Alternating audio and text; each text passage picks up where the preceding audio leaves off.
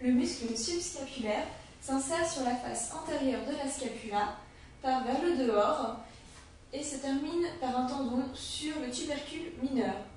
Sa contraction va permettre une adduction ainsi qu'une rotation interne du bras. Il est innervé par le nerf subscapulaire. Le muscle grand rond, il s'insère sur le bord latéral de la scapula dans sa face postérieure pour se terminer en avant sur la berge médiale et la gouttière bicipitale. On peut le noter aussi sur une face postérieure avec le tendon du muscle triceps brachial qui va passer en arrière. Le muscle grand rond, par sa contraction, va provoquer une adduction ainsi qu'une rotation interne du bras. Le muscle grand rond est innervé par le nerf du grand rond. Le muscle supraépineux s'insère sur la face postérieure au niveau de la fosse supraépineuse de la scapula.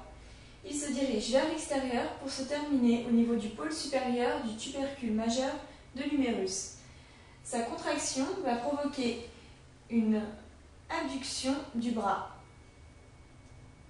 Il fait partie des coapteurs de l'épaule ainsi que tous les muscles de la coiffe des rotateurs. Le muscle infraépineux va s'insérer sur la fosse infraépineuse de la scapula, se diriger vers l'extérieur et vers le haut pour se terminer sous le tendon du muscle supraépineux au niveau de la face postérieure de l'extrémité supérieure de l'humérus. Sa contraction va provoquer une rotation externe. Il fait également partie des coapteurs de la tête de l'humérus. Le muscle petit rond va s'insérer en dessous du muscle grand rond sur la face postérieure de la scapula au niveau de son bord latéral. Il va se diriger de même vers l'extérieur pour se terminer sous le tendon du muscle infraépineux.